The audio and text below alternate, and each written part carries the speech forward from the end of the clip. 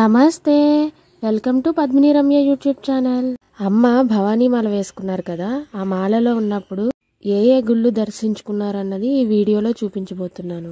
గుళ్ళంటే ఎక్కడెక్కడో కాదు, మాకు దగ్గరలో ఉండేవే, మేము వెళ్ళగలిగేవే వెళ్ళారు. భవానీ దీక్ష తీసుకున్నది వినాయకుడి గుళ్ళోనే కాబట్టి మాల వేసుకున్నాక వినాయకుడిని దర్శించుకున్నారు. అక్కడే ఇంకా శివపార్వతులు, లక్ష్మీనారాయణులు కూడా ఉంటారు, వారిని కూడా దర్శించుకున్నారు. తర్వాత రామాలయంలోనే పీఠం పెట్టుకున్నారు కాబట్టి సీతారాములను కూడా దర్శించుకున్నారు. విజయదశమి మొదటి రోజు మా ఊరి చివర ఉండే గంగా భవానీ తల్లి గుడిని కూడా దర్శించుకున్నారు. తర్వాత పొలాల దగ్గర ఉండే ఆంజనేయ స్వామి గుడిని, అలానే సోమాలమ్మ తల్లి గుడిని దర్శించుకున్నారు. తర్వాత మాకు దగ్గరలో ఉండే తంటికొండ వెంకటేశ్వర స్వామిని దర్శించుకున్నారు. అలానే గాదరాడులో చాలా గుళ్ళు ఉంటాయి, ఆ గుడిని కూడా దర్శించుకున్నారు. వచ్చేటప్పుడు కోరుకొండలో కిందన ఉండే లక్ష్మీ నరసింహస్వామిని కూడా దర్శించుకున్నారు.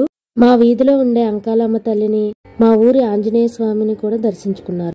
విజయదశమి రోజైతే మా ఊర్లో ఉండే అమ్మవార్లకి చీరలు పెట్టి అమ్మవార్లను కూడా దర్శించుకున్నారు.